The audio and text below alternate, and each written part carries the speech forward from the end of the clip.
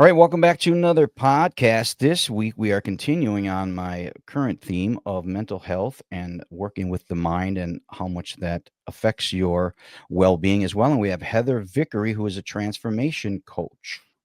Hello. Hello, hello. Thank you for joining the program here. So, today we're going to go over all kinds of good stuff about how we can kind of get out of our own way. Is that fair?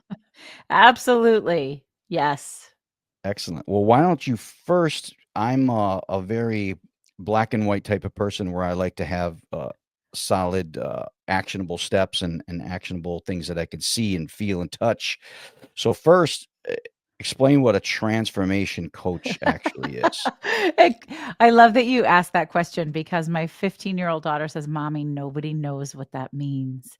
But it means exactly what it sounds like it means. I help people go from where they are to where they want to be.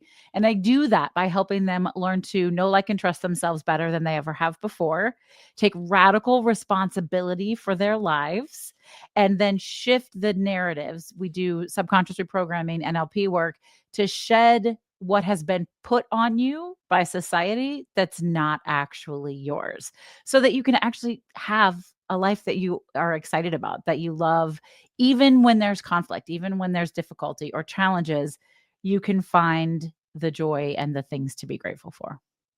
Do you find that it's mostly societal things, or it's also things that we put on ourselves that block us? Well, that's a great question. Um, I would venture to say they are the same thing in many cases, perhaps not all. Uh, Things we put on ourselves, you would question, why do I think that? Well, you think that because you've been told to. So, an example would be very, very, very common for women to think that they can't do anything for themselves until they've done everything possible for everyone else. Well, why do we think that? Well, because that's the way women are socialized. That's what society tells us we're supposed to do. You can't be a good mom or a good wife or a good partner or a good friend unless you give, give, give, give all the time. And that is not the truth. It's not only is it not the truth, it's not healthy. It doesn't make us a good caregiver. Or the hustle mentality. If I'm not working all the time, then I'm not doing enough to be worthy or to be good enough. Also, not true. But society puts that on us. So sometimes we put those things on ourselves, but they were planted there by what's happening around us and by books and by marketing and people we admire and mentors, all of that. Yeah, I think that in this society, people don't take enough time to rest. 100%. We're just always doing something, going somewhere, got something to take care of. We have something to handle, and we've gotten away from giving ourselves time to rest, relax, recover, and do things for ourselves too, right? Absolutely. It's huge. I'm a big, big reader. And earlier this year, I read a book called The Measure. If anybody's heard of that, we will not turn this into a book podcast, I promise. But the premise of the book is that one morning, everyone who's over the age of 22 wakes up and there's a box on their doorstep. And inside the box is a string that can't be cut or gotten rid of. And essentially the scientists figure out that it is in fact the measure of the remainder of your life. So some people had short strings, some people had long strings. It's a fun book. If you like to read, go read it. But at the very end, it fast forwards like a decade or maybe 15 years from that very first delivery of the boxes. And the main character's in Europe. And she said it was much easier for us than it was for Americans because we already knew to prioritize the things that were important: rest and play and family and relaxing, because Americans don't do that. So then, did they have the people to see who would still have the box over many, many years and who just got rid of the box? No, you can't get rid of the box. You could get rid of the box, but you can't get rid of, I mean, the string is the string. And then every time in the story, whenever people would turn 22, which happened all over the world, every day, then they would get a box. 22 was the age you would get a box forever. They couldn't make it stop and they couldn't figure out where they were coming from. But the real question, the existential question, which I think is really relevant to what we're talking about, is how do you want to live your life? And I mean, do you want to know? Some people wanted to know how long. Some people didn't look. They didn't want to know. Some people thought they could change it. And by changing it, then they took action that led towards their death or whatever that was gonna be. I wouldn't wanna know. Would you wanna know how much time No, you had left? I would not at not all. wanna know. Not at all. I would definitely Interesting. not wanna know. The measure. Okay, I'm gonna write that A down. measure, yeah. But my So my point in bringing that up is we don't prioritize rest enough or play or joy, and my work is really around helping heart-centered conscious leaders learn to lead from embodied joy. Because when we show up with joy as a foundation, we show up differently, we engage differently, we get far better responses from people, and then people around us, we model that behavior for them. So if we want to shift the narrative, which I wouldn't have a job if people didn't want to shift the narrative, and neither would you, and you wouldn't have a show, even if we're talking about food or health or nutrition. If we want to shift the narrative, we have to figure out what doesn't fit us. And the truth is, it's different for everybody.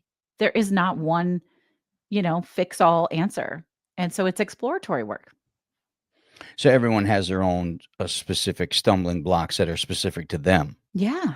Yeah, Yeah. absolutely. And how they're going to serve that. So there may be, 10 people listening who all struggle with perfectionism. You wouldn't be the only one, folks. But you all are going to be able to handle this and shift the narrative differently than the other person. There's just not one size fits all. Interesting. And so you talk a lot about positive psychology. I I've heard you do. speak of that and loving yourself first. So to speak a little bit on those type of things, because I'm an extremely positive person. Kind of get made fun a little bit about it because the world could be crashing down around me and I'm still sleeping like a baby and like, well, things are going to work out. So Oh, speak yes. to that a little bit. It's a bit of a delicate balance. So, I have been a business owner almost all of my entire adult life. I learned very quickly out of college that while I didn't work well, I work very well with people, I don't work well for people. And I was like, for whatever reason, I just was like, well, and so then I won't. I don't have to. I can do what I want. I build my own business, right? And then fast forward into my late 30s, I had this huge transformation of my own life. I came out of the closet after a decade of marriage and 4 kids. I closed a thriving business to start a new one because coaching found me. I didn't find it. Like people were stopping me everywhere. I want to start this. I want to change this. I want to do this. I think you can help. Will you talk to me? I was like, okay. Right. So I just leaned in. And one of the first things I did when I was going through that transformational phase for myself is get certified in positive psychology because I had started to notice that gratitude was shifting the way I experienced the world and the way that I gave of myself to the world.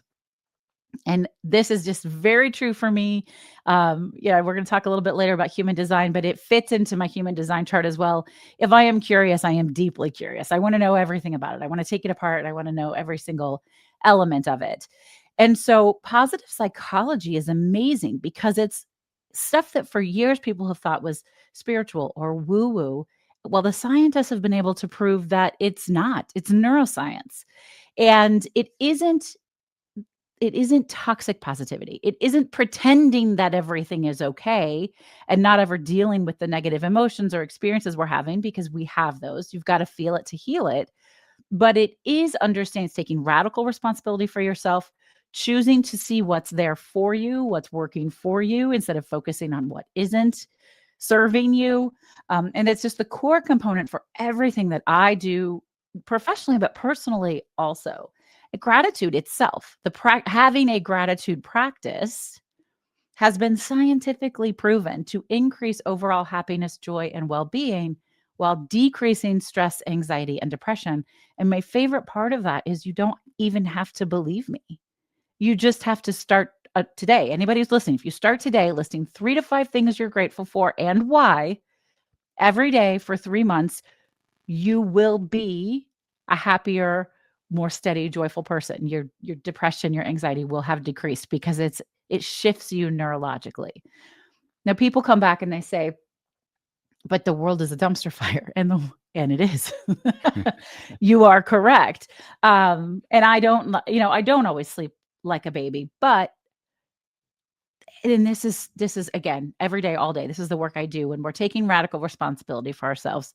I look at the situation. So here's what's going on. This is information. Information is knowledge, knowledge is power. I'm aware of this. Now, who do I want to be in this moment? What do I want to choose? What action do I want to take? What's within my control, what's not within my control. So the world is a dumpster fire. I take intentional action that I feel aligned with to try and combat that to the best of my ability. And I focus on making sure that my family, my business, my community is loved and cared for and nurtured. And then I sleep well because I know I've done all the things that I can do that I have control over. And I let go of the things that I cannot control.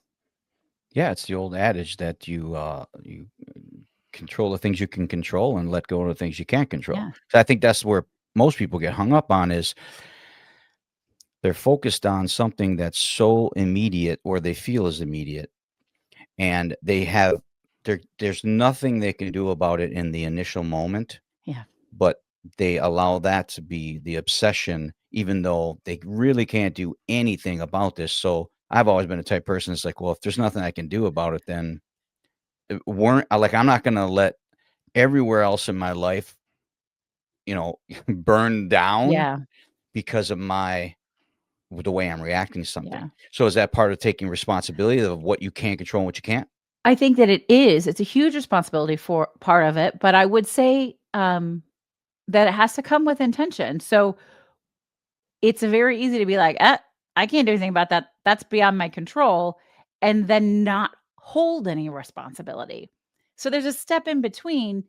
Is there something that you, me, we can do to combat this thing that is causing us distress? Is there anything you can do? Is there an action you can take, a conversation you can have? Like, whatever. Like, if we're talking about fitness or health, my body hurts. I'm 50. I'm in perimenopause, and uh, I don't want to be fragile like my mom. I also don't really want to work out, except Yeah. I what can I do? Like, I could be like, oh, there's nothing I can do about it, but there is something I can do about it, right? And so we want to ask ourselves, is there something I can do? If there is, then I will do what I can, and beyond that, I have to let it go. That's I think that's key because, I tore my quad tendon last 2 summers ago, and so I'm the person of, "Okay, well, I'm not gonna be able to do some things, definitely not going to the gym, and so there's nothing I can do about this. This is torn and needs repair, so I have to have the surgery, can't do anything about that. But what I can do is I can really, really plan my recovery and my physical therapy, and I can do Yeah. all the things that I can do. But I to obsess over, oh my God, I'm not gonna be able to work for 8 weeks, and Yep. for me to obsess over that isn't really the right path, but still Correct. taking some action. Yeah, exactly. And I would venture to say there is almost always at least one thing we can do to put ourselves back in a position of control, even if it's just a little bit of control. Yeah, There's always something you can do, even if the thing you can do is shift your mindset about something. yeah, and But that control that you give yourself, I think, instantly for me, it instantly makes me feel less stress. 100%. Yeah. Yes. Anytime we feel like we have more power and control over our own lives, we decrease stress. We stimulate our parasympathetic nervous system and we decrease our stress. And that's why I take people through this method of it's the brave method, which is, creatively, strategically problem solving, dreaming, designing, building, and having a life that you love. All of these different components are tactical things you can do to put yourself back in control of your life. Because the truth is, it doesn't really matter what anybody else does. They're going to do what they're going to do. We can't change other people. But when we change ourselves, the people around us change because the way they're interacting with us changes because it has to, because you're different. Yeah, so you're giving people control back is basically what Yeah, you're doing. absolutely. Do you believe that people are born positive and then something, society, our life, things Mm. we go through, we start out as positive and we're born with, because when you see a baby, they're just loving everything's amazing, everything's awesome, and then all of a sudden we get jaded along the way. So, I don't you think you're born know. positive or Yeah, I don't know. I mean, some babies are born miserable. Have you ever had a colicky baby? Like, I don't know, but, um, so I think it's a fascinating question. Nobody's ever asked me that. I don't have the answer to it, but I can tell you that science has really caught up with um, trauma being passed down through DNA. I just finished yesterday a book called It Didn't Start With You, which was really fascinating. Uh, so we've known this for a long time, but people don't really pay attention. And it's how certain cultures and certain societies have these stereotypical responses in certain areas because it's literally embedded in the egg or the sperm and it's passed down. And for a short while, when a woman is pregnant and the fetus is 5 months old, the fetus begins to develop its own eggs. And so for a short while, you're all encased in the same body and all of that trauma gets embedded. So are people born, positive? I don't know. I think we are born with things that we can shed and release. Now that's the cool thing about the science about of all of this is it didn't start with you, but it can end with you. You can do something about it, but what's it require? Awareness. It requires recognizing, oh, that's not actually mine, and then doing work to shed it. Yeah, agreed, agreed. We all go through things in childhood, young adult, even adulthood that really wasn't, maybe that was done to us or, we didn't ask for, but it's how we respond to that and Yeah. how we go through our I like what you said, shedding. Mm, So you're yeah. taking what has been placed upon you doesn't mean you have to hold it on you. Like you can get No. rid of it if you want to Yeah. get rid of it. Yeah. Absolutely. And you may hear stories of like, oh, a grandmother or grandfather, oh, they behave that certain way, or they always believed this. And you're like, I don't want that. You could part of this, and it actually works. It shifts you neurologically. I know it sounds crazy, but you can have a conversation with somebody who's already deceased and say, I know that this was something that was a protective measure for you. It was good for you, but I don't need this. I don't want this. I'm not claiming this. And then envision them saying, no, I don't want you to carry this weight. Like, I love you. You're safe. Right.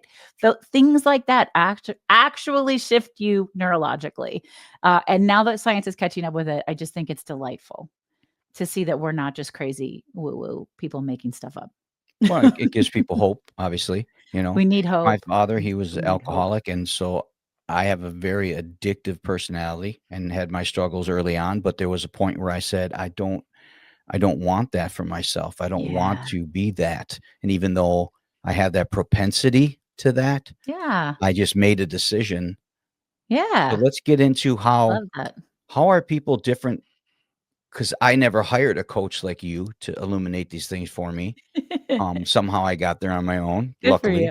luckily. But, so for a person like me who saw the connection of these things and decided to move away from them, what is there something that people need to have within them that makes them open to a coaching of your type? Yeah, I think that's a really great question. And there's a line in Trevor Noah's book, Born a Crime, that says people can't dream of something they've never imagined. And I think that's it. So, hope, back to what you said. I believe that it is somehow, some way, either seeing somebody shift and change, and you're like, oh, I want that, or I can do that. Something has to tell you there's hope for something different. Which is why representation matters. It's why I go on podcasts. It's why I post on social media. It's why I put it out there and what people are reading and what we're catching on TV. These things really matter so that we can see something that we can aspire to. And usually, when clients find me, they have hit a point where what's previously been acceptable is no longer acceptable. And they don't really know the answer. I'm not sure what's going to fix this, but I'm not willing to do this anymore. And we figure that out together because I'm not here to give anybody the answers. You have the answers. I'm here to help you discover them. Oh, I love that, I love that. And that's for most people is Yeah, they have it within themselves to discover it. When I talk with people everybody about does. health and kind of the same lines as, well, I have diabetes because my mom had diabetes. It's like, well, but you guys are living the same life. That's why you have the same conditions. So you got to make a choice to change the Yeah. pathway. You gotta take a different path. Yeah. And I mean, that's especially for type 2 diabetes, right? Like, Right, there right, is right, a type 2, life yeah. thing that leads to that, sure. Yeah. Yeah, So then let's talk about, you talk about manifesting a lot. I So do. let's talk about that real quick, and then we'll get on to the big topic, which is human design. So I'm a big fan of manifestation. First W of all, let me share something really cool with you, that maybe you already know, but in 2021, the Nobel Prize for Physics went to 3 physicists who have proven that the universe does not locally exist. So we could just let everybody sit with that for a second because that's wild. And I still, like, I'll still catch myself looking out the window going, "Holy cow, how is that real?" What it means, though, is that it's manipulatable, that things can change. So think about the speed of light or the speed of sound, where we know that it originated in one place and we're experiencing it much later. That's how time is as well.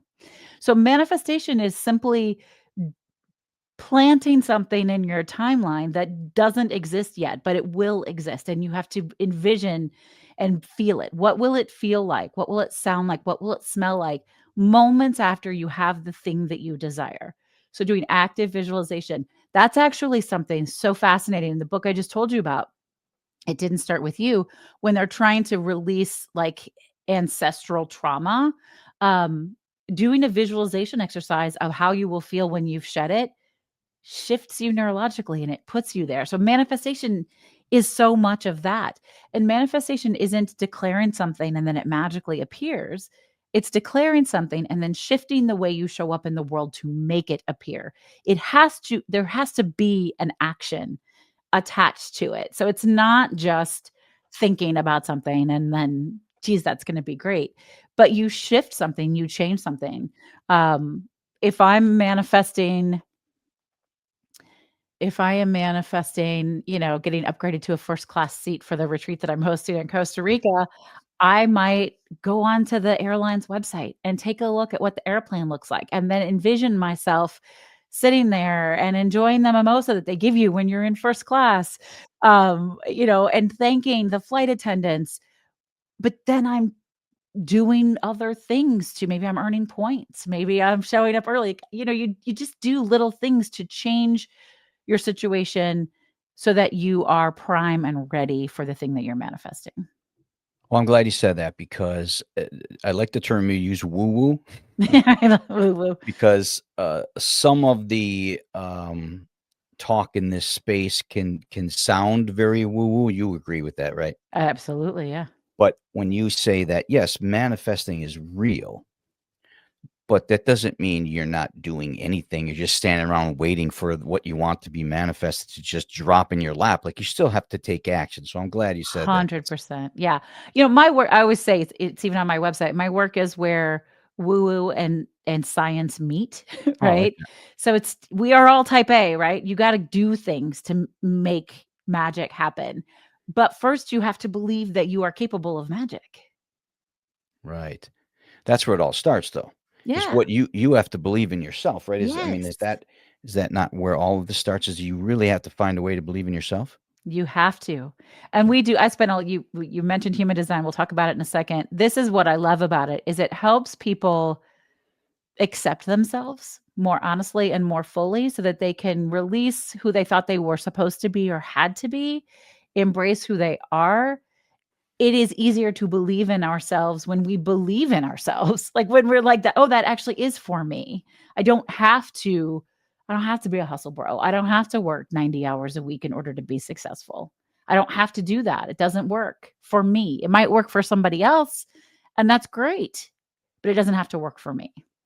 Well, I think you see that manifested in relationships a lot where, um my wife is go, go all the time, and She I'm must be a go, go, generator. go, but then there's times when I want to just chill and do absolutely nothing. So I have both of those kinda.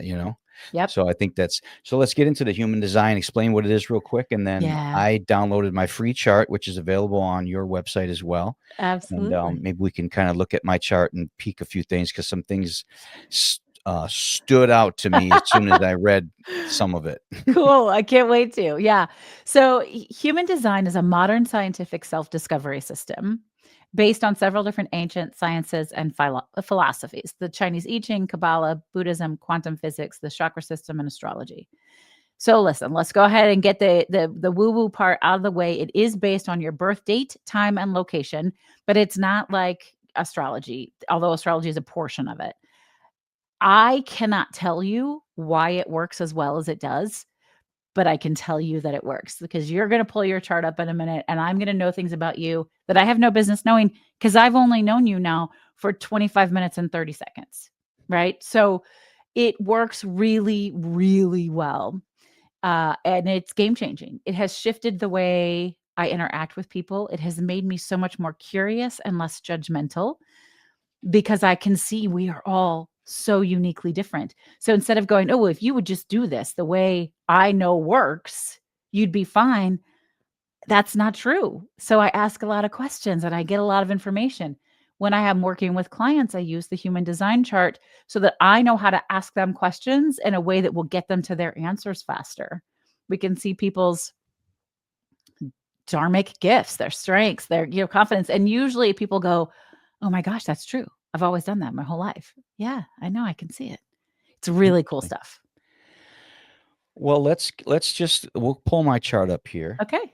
And I'll leave all the links in the description box and all of that, and you can go to Heather's website and you can download your free chart as well, and then you can, have her read your chart as well. You I can would sign love up for to. that, or so she'll do a full, more in-depth reading than I Yeah, could this do is here just for me. This will a just little be some quick quick hit. little things, so let's pull this up quick and see what she's got to say about this. Okay. Oh, it's so interesting. So I said you were talking about your wife. She go, go, go. I said, oh, she must be a generator.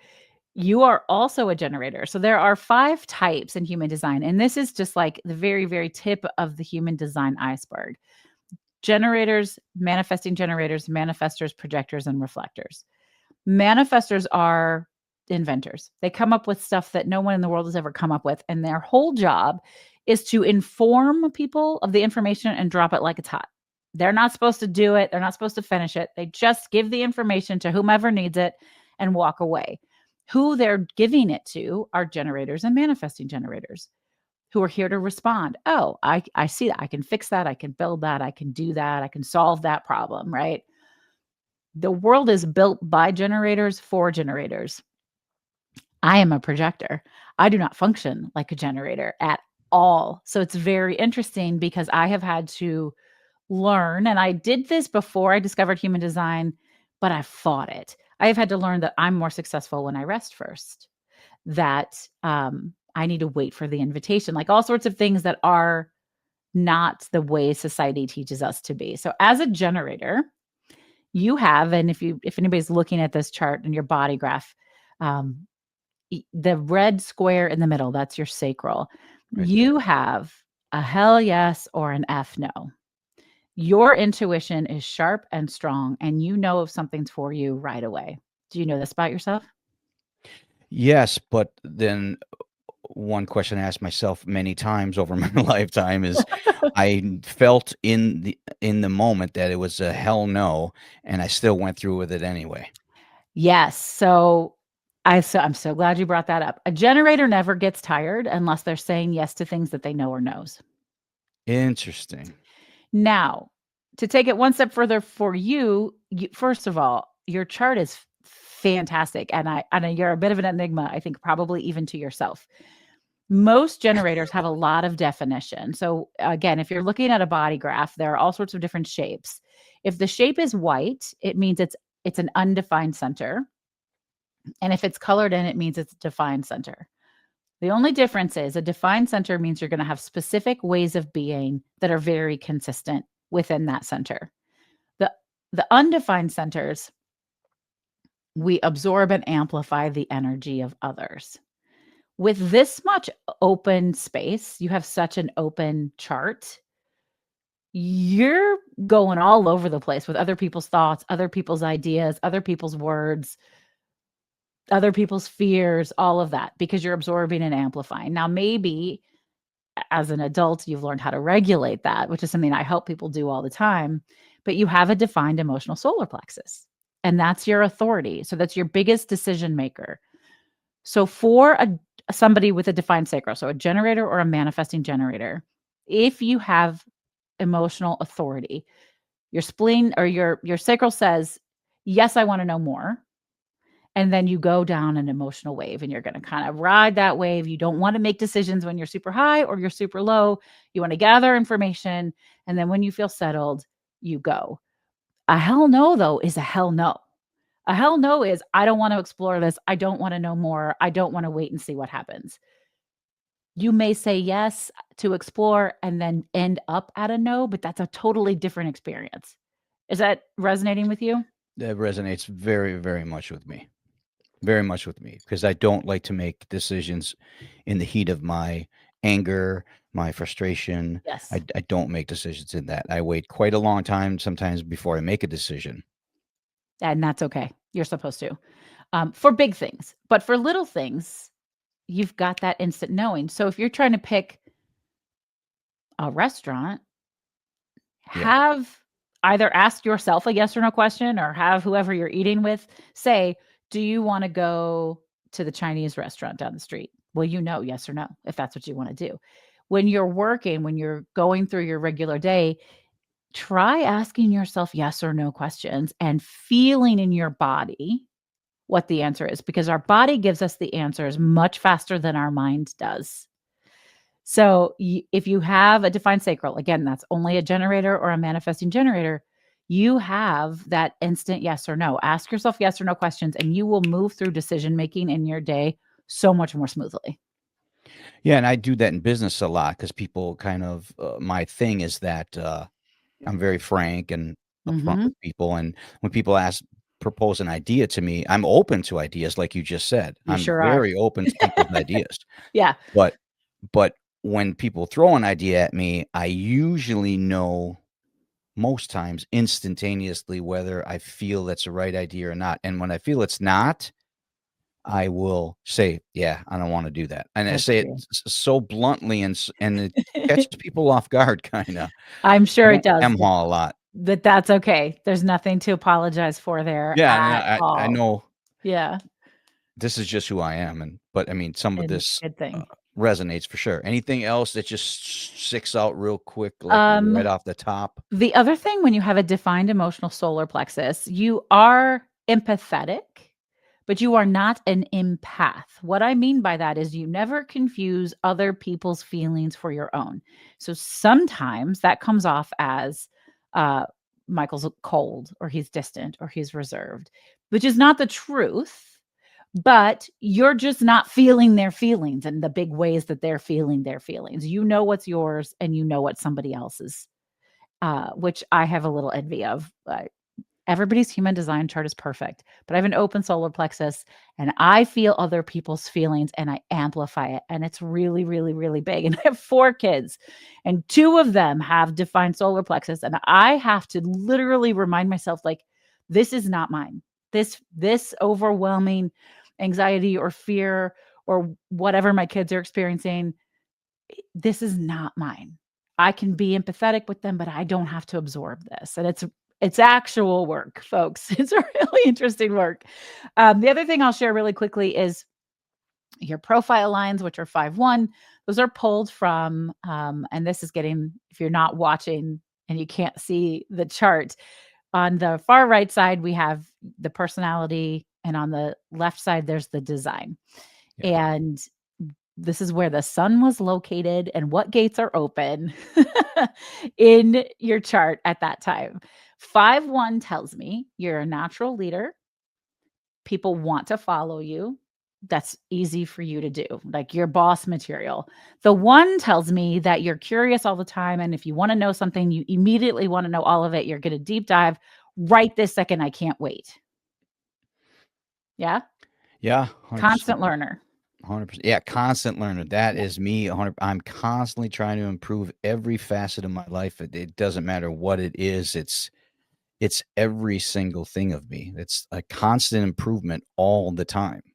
So It's I almost invite you to maybe shift the way you say that. It's not you don't need to be improved, but you like to know more, Oh, and there's yeah, I definitely always do. more to know. So, and knowing more doesn't always make us better, but it's just who you are. I'm a 1-3, so that one line, I'm very familiar with that. Like, I either don't care at all or I want to know everything about it. Sure. So that constant striving to know more, I dig it. I love it.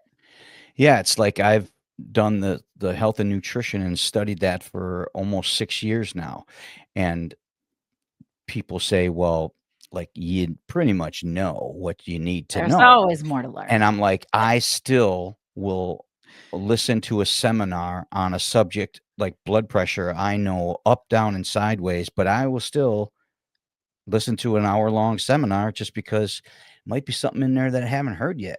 absolutely. 100%.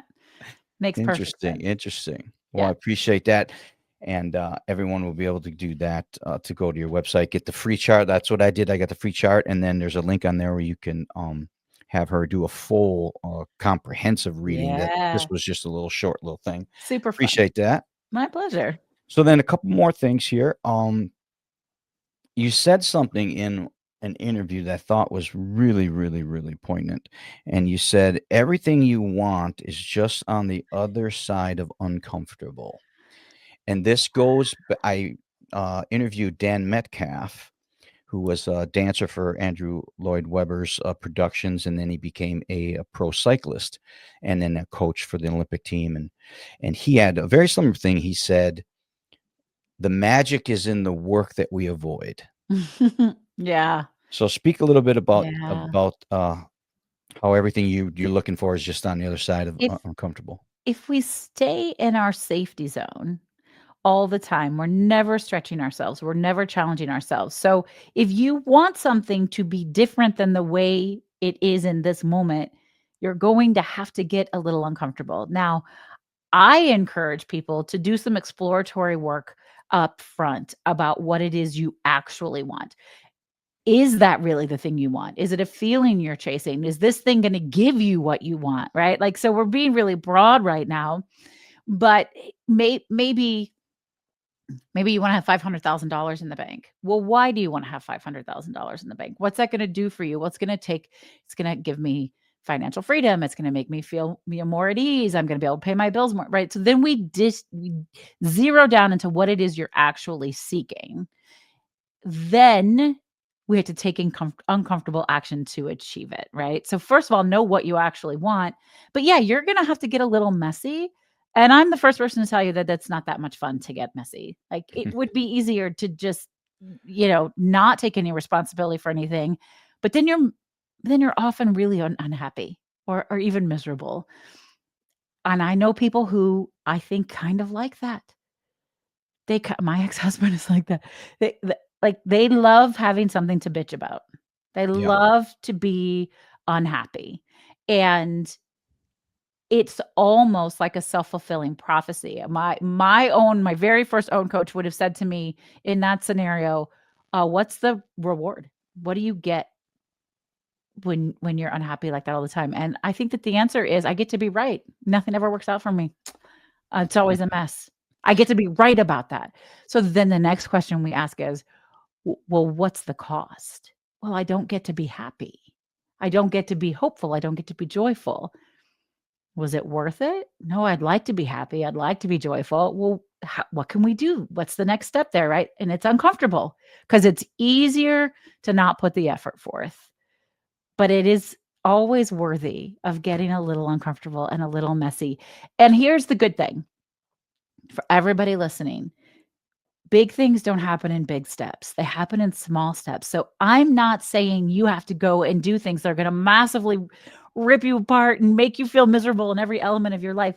We're going to do it really slow. We'll take slow, intentional steps into your uncomfortable spaces. Do it just a little bit at a time. Build up your tolerance for it. For example, I don't actually really love being on camera or video, which nobody believes because I'm on video literally every day. I do it all the time. I have a theater degree. It's no problem. I had to practice being on video and being recorded, and my heart would pound and my face would flush. And I just would do it a little bit after a little bit each day until now I can just turn it on and I can go. But it took years, but just a little bit at a time to get you where you want to go. Yeah, I love that. I love that. Let's touch on one other subject, and that is this concept of yours of the difference between uh, time management and energy management, because I think I am a master of this. Well, So, tell me why you think you're a master of it. because when it's time to work, I'm all in and I'm working hard. I'll work hard. And people can't outwork me. But when I it's believe time it. for me to go to sleep, or if it's time for me to just rest and just watch stupid TV, Yeah. um, I'm I'm vehemently into that as Yeah. well. I love that. And as a generator, that tells me that you're a really aligned generator because generators who don't sleep well don't exhaust themselves. Mm, You got to get it all out. You got to yeah, put it all on the table and then you can rest, right? And physically as well. yeah, I tell my generator clients to work out at night. And I had one client who said, "Oh, I can't do that. I'll have too much energy at bedtime." And I said, "Do you know that because you've tried it or do you think that because it seems logical to you?" And he said, "Oh, well, I just assumed." And I said, "Well, you wanna try it for a week and let me know?" And he's like, "You changed my life. Everything's better now. I'm working out at night. I feel so much better." because they couldn't sleep. Because no, they everything aligned better. That Oh, working out in the morning wasn't as well aligned as working out in the evening. oh, And yeah. then 'Cause they would I love working out in the morning. I get up at 3 a.m., 3:30 a.m. to work. woo! Well, that's still nighttime for the rest of us, so that's As fine. so technically, you're right. Um, time management versus energy management. I've been having this conversation a lot lately. Time management is such a hustle bro mentality. Get the most out of your time, suck the marrow out of every element of your day. Being busy just to build up all the hours of your day does not make you more successful. It does not make you happier. It does not mean you're making more money. It just means you're freaking tired. So I like to help people figure out how to manage their time in a way that honors their energy and their energy needs. Energy management is really, really important. If you know you like to get up at 3:30 and you love to work out, and then I don't know, then you're going to have breakfast and then you're going to hit the ground running on your day and no one can outwork you. But by, I don't know, if you start at 3:30, do you end at 3:30? Do you end at 5? Do you end at 7? Yeah, by 5:30, I we eat, by 4 o'clock, and it's a health, tip thing, but, we eat by 4 o'clock, and we're relaxing and doing, There you not go. much of anything, until we hit the sack at, 8:15ish.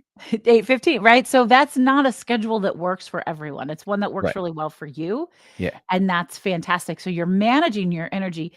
If you force yourself to work until 6 and to eat at 8 and to Mm. go to bed by 10 and still get up at 3, you're not managing your energy, right? You're doing what other people tell you you're supposed to be doing in order to quote unquote be successful, right? So a Yeah. lot of people listening to this are like, "Oh my gosh, you're in bed by 8:15," but that works for you. So I really honor that for you. I also love a good Mediterranean food style, like eating at 4:30 or 5, a big meal. I always feel better when I do that, but life does Yeah. not always, certainly American life does not always let me do that. Right. Um, but yeah, so it is taking the time to recognize what sort of clock schedule will best honor your energy schedule. And you seem to have done that really well, and I love that for you. Most people struggle with it. Well, it's interesting because before I met my wife, I was a get up at 6, work, and then, work all day and stay up till 11 at night, 12 at night, and do it all over again. So, and I've told the story on a previous podcast, but my sleep window was just different. It was 11 to like 5-ish, 5:30-ish. So about 6.5, 7 hours, but going to bed at 11. When I met her and we got engaged and moved in together and got married, she's like, "Well, I like to go to bed really early." So I said, "Well, I just feel like I'm missing part of the day, like, there's so much Ooh, I could do, like, I'm missing these hours that I could be productive in." But I tried it, and so now I still get the same 7 hours, but I'm getting the 7 hours from 8 to 3 or 8 to 3:30 rather than 11 to 5:36. See what I'm saying? So it's the I same do. amount of time, but so that switched for me in my life. I was never like this in the past, but I love it the way it is now. I love that. I mean, even 6 for me is too but I like 8 to 9 hours of sleep. Yeah, yeah. I get And that I on the need it. weekends. I just I with my schedule, I can't get that in the week, Yeah, no, but we're all really, really different and we process differently and taking the time to maybe play. I always tell, clients and folks that I'm working with, just play. Play Yeah, around with it. Try different things, but you got to give it a solid go. If you're going to try switching your schedule to wake up at 3:30 and go to bed at 8:15, you're going to need to try that for like 2 or 3 weeks to figure out yeah. if it's going to serve you, cuz the first day or 7 days are going to suck and you are not going to like that. Right. And is and it's, I think it's why you're doing it, you know? It works for me because I know nothing gets in my way at Yeah. the end of the day that prevents me from doing Yeah. exercise and stuff like that. So I know that it won't nothing will come in between it so I can get it done. But I think your overall like the overarching point of yours is that we're shifting our focus to better managing our energy and letting that be the metric Yes. that we're using to how we're going to split up our activity 100%. and stuff, right? Yep. Start with the energy assessment and what feels good and what doesn't feel good and what feels aligned, and build your time schedule around that. Absolutely. Because when people ask, "Well, you get up at 3:30, how can you do this?" And I said, "For me, I couldn't do it any other way at this point because, like you said, once you do it for a certain amount of time, your body kind of gets Yeah. into a rhythm. Yeah. Absolutely. But still, I think if you tried it for 2 or 3 weeks and it didn't work, you would know that too. You would You agree would with know that? that. You would absolutely know that. Yeah, you'd be Yeah. like, "Okay, I gave it a good solid Well, shot, but because this the is" truth is eventually it should start gelling. And if it right, doesn't, it's not for you. not for you. Yeah, And you preach that a lot in your practice I is that, do. recognizing what's for you and what's not for you and being okay with making those decisions, right? Owning it and not apologizing for it. Yeah. Absolutely. 100 as a projector, so we're designed, I said earlier, to r rest before we're successful. We are natural intuitive guides and leaders, but we can get done in about 3 or 4 hours what it takes other people to get done in about 8 or 9 hours, and if we push ourselves beyond that, which is so counterintuitive to society, um, we fall apart a little bit. So, learning to manage my time to honor my energy and to work in time chunks and then have a lot of rest on the outside. I rest a lot more than I work, which makes me much better at my job and more successful in my business, which is not the case necessarily for everyone, but that is what works for me. I have had to do a lot of internal work to not give myself a hard time about that, because people see it and they wanna judge it, and so I can't be the one that judges myself. I have to know that this actually works, and I know because I've been doing it for several years now, and it actually really, really works for me, and when I push through, it's not good. Well, excellent. I think that's the basis of your whole practice. Would you agree? It is, yeah. Absolutely. Excellent. Well, it's absolutely great interview. I want you to give you time here to maybe just give some information out for everyone how to contact you. I know you have a Costa Rica I event coming up do. that people can sign up for on your website. So just give out the little bit of information for you Thanks. here at the end. Absolutely. So if you heard anything here you like, you're curious, you wanna know more about, I do a live show on TikTok, LinkedIn, and Substack every Thursday at 12 p.m. Central, and I also host open office hours every Tuesday at 12 p.m. You just have to register to get the link. Those are quick, easy ways to just get a little bit more into my world and hear a little bit more about what I'm sharing. But I really do believe that it's not selfish, it's self first to prioritize our own needs before everybody else's. It makes us a better leader, a better caregiver. And that is one of the reasons I'm hosting the retreat in Costa Rica. It's called the Reclaim Your Peace Retreat. It is in the middle of the jungle, and it is all about finding time to rest, to listen to your inner intuition, your inner voice. It's going to be incredible. It's a full retreat, not a vacation. It's alcohol free. So I want people to know that up front.